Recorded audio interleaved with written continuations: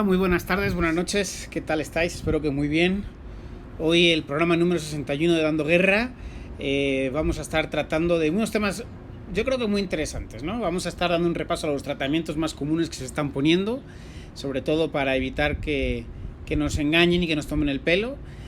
Vamos a hablar del estado de cómo están las vacunas y sobre todo una parte que creo que va a ser muy interesante, que va a ser los puntos que ya conocemos, que estamos aprendiendo. O sea, hace 6 meses ninguno sabíamos o sabíamos muy poco de esta enfermedad. Se podían conocer más los coronavirus en general, pero pues no teníamos tanta información y ahora pues afortunadamente y dado a las fuentes de información actual pues nos estamos pues conociendo mucho más. Y entonces sabéis que aquí en esta cuenta y en este programa hablamos de hechos probados, ¿no? De lo que es cierto solamente, de lo que estamos seguros, y lo que no pues decimos esto hay posibilidades, ¿no? Entonces quiero aprovechar también pues para agradecer a todos los que habéis visto los programas. Ya sé que ahora son pues de más tarde en tarde, no son todos los días. Sin embargo, por eso pues agradezco mucho más cada día que lo veis, que os toméis el tiempo de comentarlo, de dar like y pues de que lo compartéis tanto en YouTube como en otras redes sociales, pues para que más gente lo vea, ¿no? Y sin más dilación, pues arrancamos con los datos. Esto sí me gusta, ¿no? Pues como nos vemos de más tarde en tarde, pues los datos cambian más. Ya pasamos claramente la frontera de los 10 millones de casos confirmados. El crecimiento de casos confirmados está siendo muy alto. Me preguntaban el otro día si veía viable que llegáramos a los 20 millones, porque antes había dicho yo que no lo veía viable y ahora sí, ya digo sí seguro, ahora es saber cuándo, ¿no? Porque el ritmo que está teniendo últimamente de crecimiento, pues sí lo veo muy probable. Porque démonos cuenta que hay en países como India, como Pakistán, Bangladesh, hay muchos países en esa zona que ahora mismo, cuando empiecen a crecer los casos, pues el llegar a 1 millón en esos países va a ser muy sencillo, ¿no?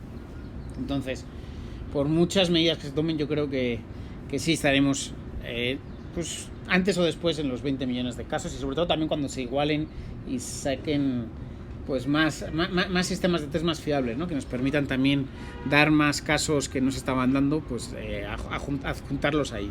Si consideráramos casos en el mundo, no que hayan recibido un test, sino que ahora sí estén pasando por test de anticuerpos y lo hayan pasado, estaría seguro, ¿no? Porque sabemos que en México, por el modelo Centinela, ya hemos pasado los 2 millones de casos. Pues imaginen muchos países que están diciendo que tienen eso, 100, 200.000, 300.000, pues cuántos tendrían, ¿no? Pero bueno, vamos a centrarnos. Vemos como la tasa de recuperación sigue creciendo todos los días, un puntito arriba, medio puntito arriba, va avanzando y eso es una muy buena señal. Y la tasa de letalidad va bajando. De hecho, hablaremos ahora mucho de esa tasa de letalidad y por qué está bajando. Si vemos por los continentes, todavía no se produjo esa inversión que estábamos ya a puntito de ver, ¿no? De que Asia y América del Sur superaran a Europa. Pues ha moderado levemente su crecimiento y Europa no lo ha bajado tanto como se hacía pensar, entonces ha ido más lento. Sin embargo, pues es cuestión de yo creo de 4 o 5 días más, donde veremos ya ese cambio, ese sorpaso, ¿no? Que dirían con otros símiles, ¿no? O electorales o futbolísticos. Si vemos por los países con más fallecidos en las últimas 24 horas, pues seguimos viendo, ¿no? Como ya países europeos, pues está Rusia y Reino Unido, pero pues nada más, ya el resto desaparecieron y ya es todo pues Asia, África y América. Por países con mayor tasa de letalidad, entre los 15 países con más casos confirmados, como ya avisamos, ya salió Francia de aquí y vemos como pues las letalidades poquito a poquito van bajando, porque sí, cada vez se detectan más casos y esos. Hay en muy pocos países donde las letalidades no bajan, y eso es porque la mayoría de los test que se hacen ya en un momento tardío, con lo cual pues son gente que ya tienen la enfermedad muy activa, ¿no? Y en ese caso, por ejemplo, está mucho, y lo vemos mucho en ese caso en México. Vemos como Italia, el Reino Unido, España ahí están, pero pues España próximamente, si sigue como está, va a salir de la lista de los 15 países, al igual que Italia. De hecho, Italia está ya muy cerca de salir de la lista de los 15 países con más casos. Imaginemos Italia, que hace 3 meses era la hecatombe, el cataclisma, no había forma de superarlo. Bueno, pues va a salir ya de los 15 países con más casos diagnosticados.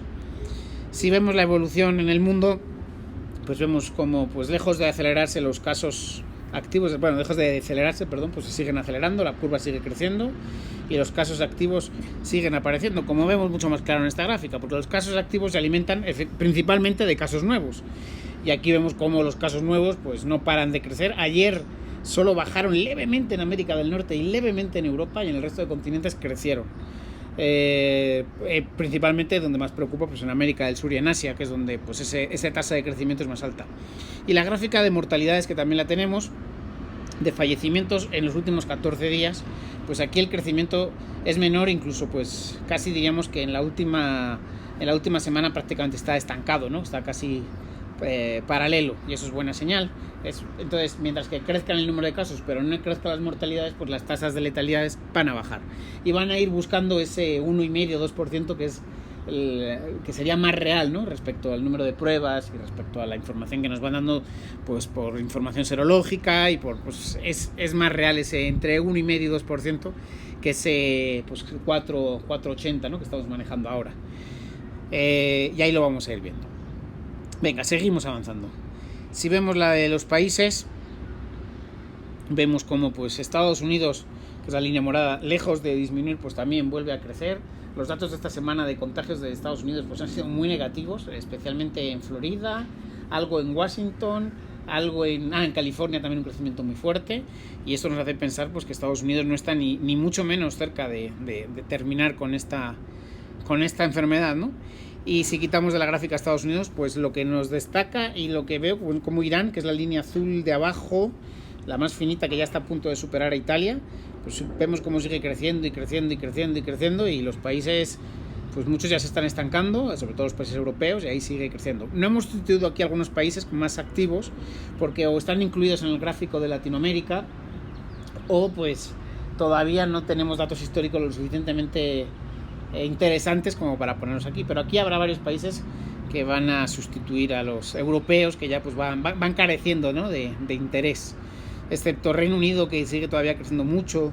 Italia ya, y España, aunque han tenido rebrotes, tampoco están siendo muy significativos, y aunque el otro día un médico de Granada salió grabando un vídeo y diciendo y avisándonos de que pues, el ambiente empieza a parecer a febrero en España, en el que sí empiezan a llegar casos con esas radiografías, lo que pasa que llegan en un estado mejor que el que llegaban, ¿no? Entonces vamos a ver qué información vamos teniendo, y semana con semana, y esperemos pues que no se dispare de nuevo, ¿no?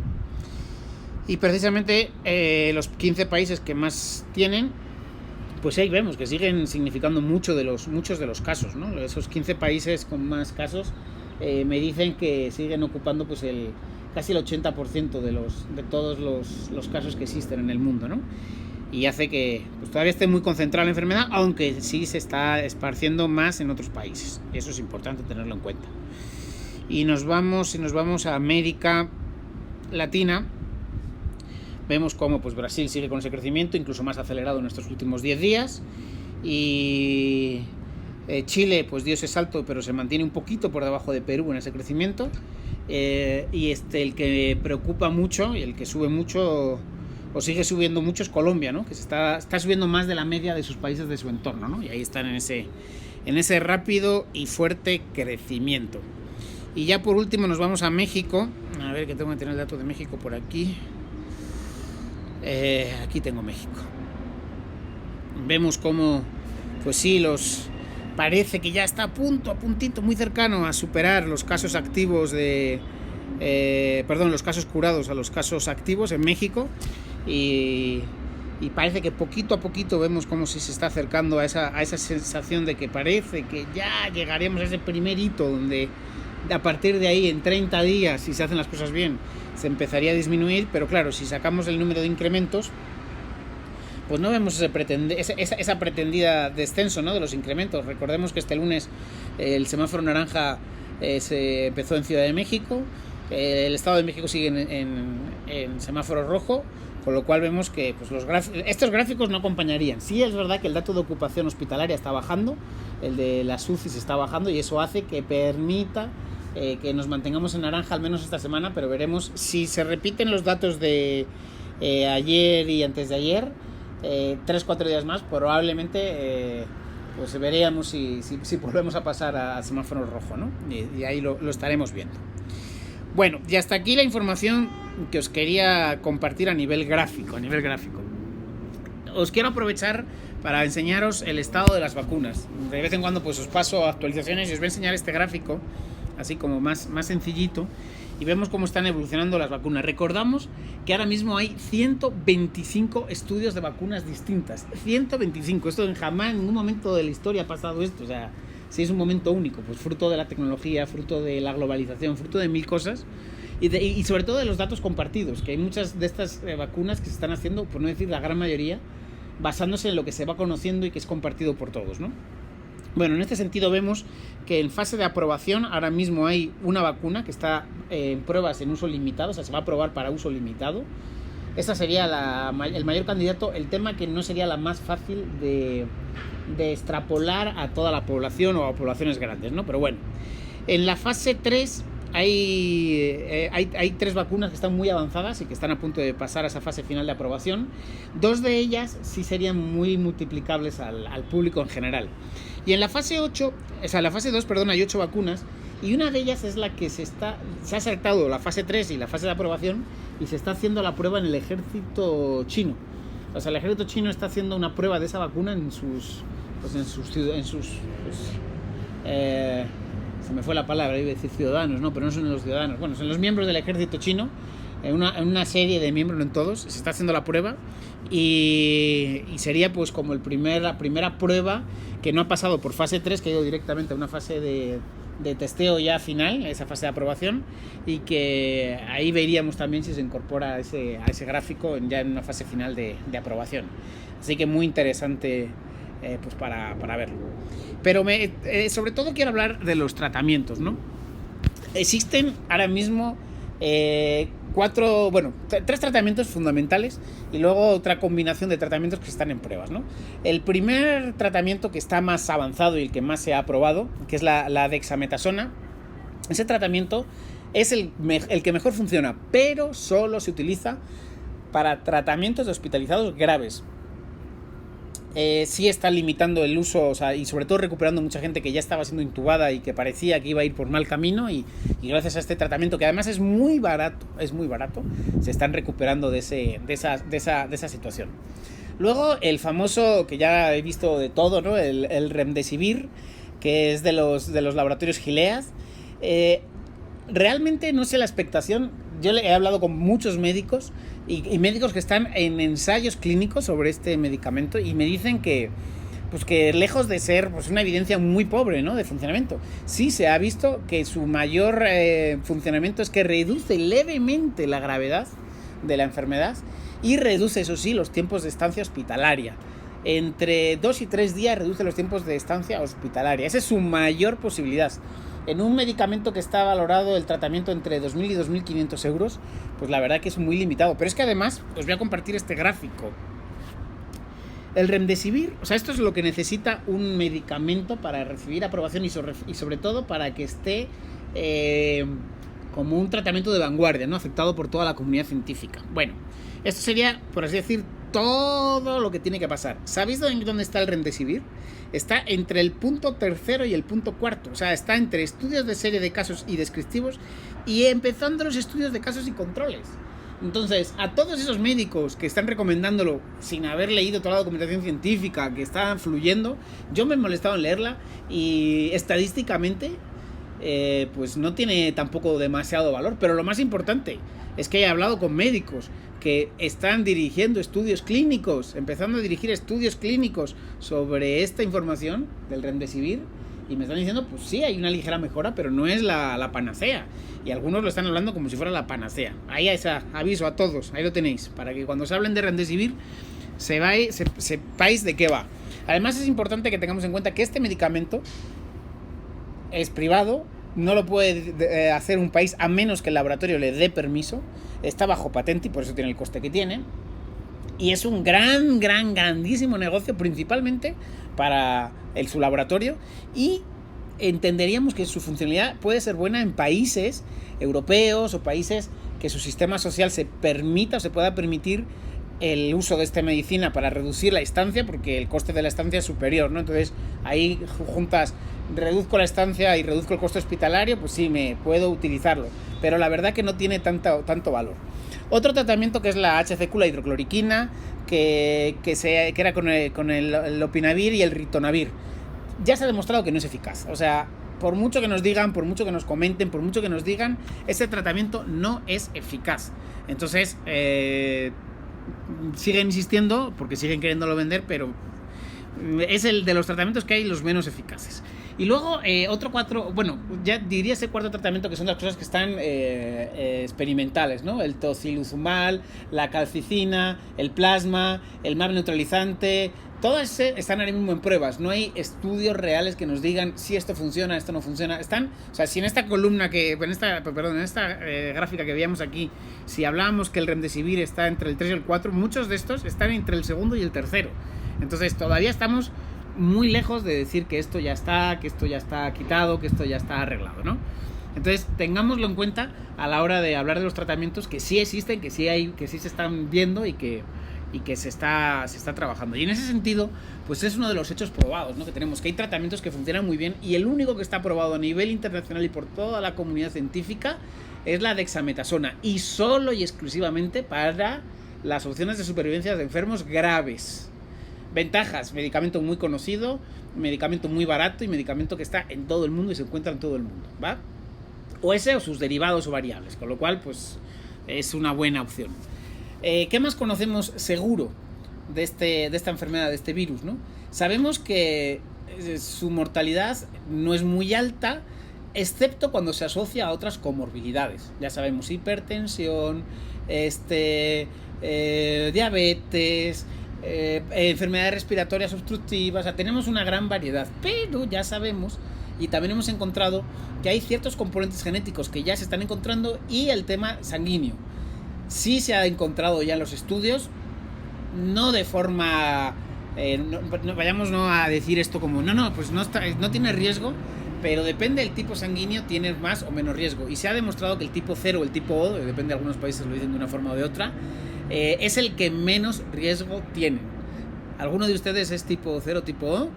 Pues sepan que hay menos riesgos. Ojo, si hay comorbilidades, los riesgos se compensan, incluso se siguen superando.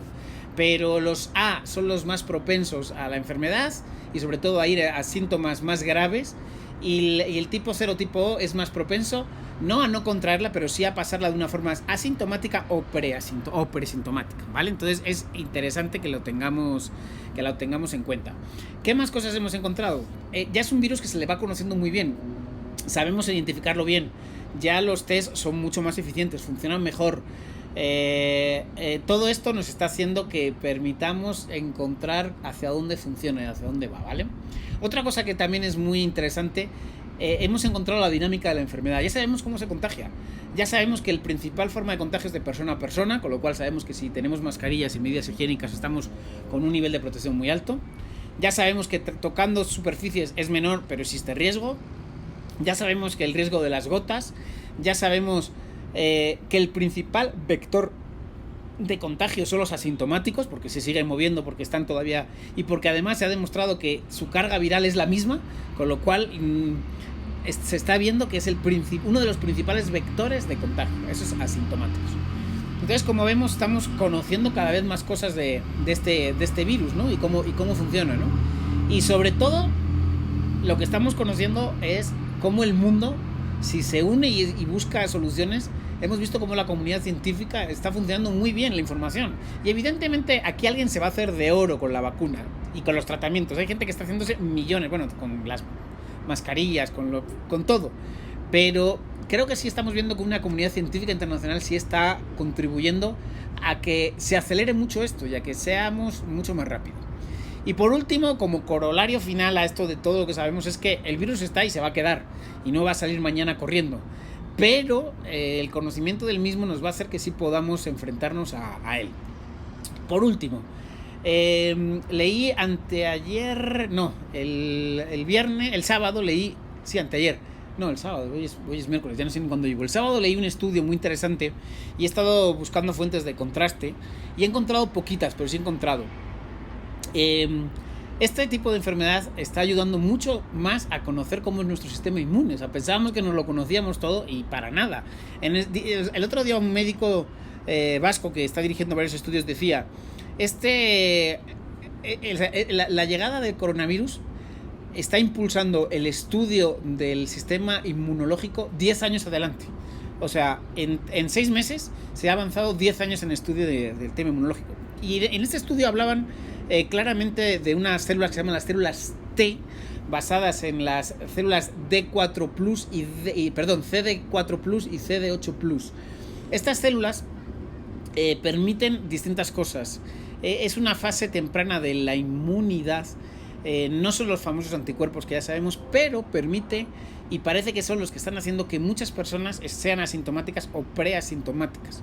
Estas células T están diciendo este estudio, que lo han hecho en distintos países. En Italia es uno de los que más ha avanzado en este estudio y dice lo siguiente: por cada persona que tiene anticuerpos IgG, que ya sabemos cuáles son, que las pasaste si lo estás, está diciendo que hay entre 3 y 4 personas que tienen células T.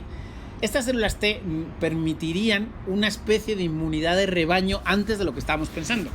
Voy a seguir informándome, voy a seguir preguntando con médicos, voy a seguir viendo estudios que se están publicando sobre este tipo de células T, pero abre una vía muy, muy, muy interesante a lo que sería la posible obtención de esta inmunidad de rebaño, inmunidad de grupo, antes de lo que estábamos pensando. Entonces, además de buscar el famoso IgG, van a empezar a buscar estas células T, porque permitirían que mucha más gente lo pasara son las que permiten de forma asintomática. Y además, esto es muy interesante, las células T sí permiten que se hereden entre distintos miembros dentro de una sociedad.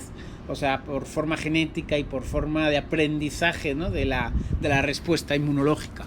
Y eso sería muy interesante porque nos permitiría, sin estar preparados para esta enfermedad en concreto, sí tener una respuesta para esta enfermedad sin habernos expuesto antes. Y también están viendo que estas células T están más presentes en países de la ribera del Mediterráneo y de algunos países de África y de algunos países de Oriente Próximo. Entonces sería muy interesante ver cómo funciona esto para ver si es verdad y cómo funcionaría. Entonces, seguid conectados, suscribiros, dar a la campanita, y cuando hablemos de las células T y cuando empiece a salir esta información ya de forma general dirán, ya la escuché yo en Dando Guerra, que aquí estamos dando divulgación sobre este tema, ¿va? Y pues ya muy rápido, me he comido ya 23 minutos. Voy rápidamente con la economía. El IBEX bajó 7.227, el Dow Jones bajó 25.734, el índice mexicano de valores bajó 37.589, acercándose a esos 40.000 que tenía como barrera psicológica para ponerse cerca del punto de inflexión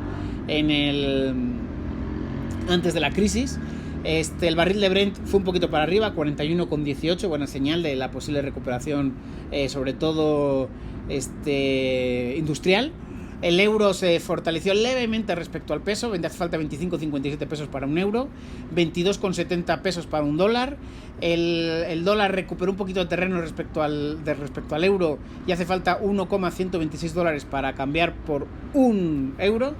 Y el Bitcoin hoy está viviendo una jornada alcista con 9.245 dólares cada moneda de Bitcoin, ¿no? Y hasta aquí el programa, no me voy a alargar más porque si no ya se me voy mucho tiempo. Así que muchísimas gracias. Si os ha gustado, por favor, da like, comparte, suscríbete, mándaselo a tus amigos y entérate de todo lo que está por venir respecto al coronavirus y a todo lo que nos va a afectar en esta crisis posterior al coronavirus. Así que muy buenas tardes, buenas noches y hasta pronto. Adiós.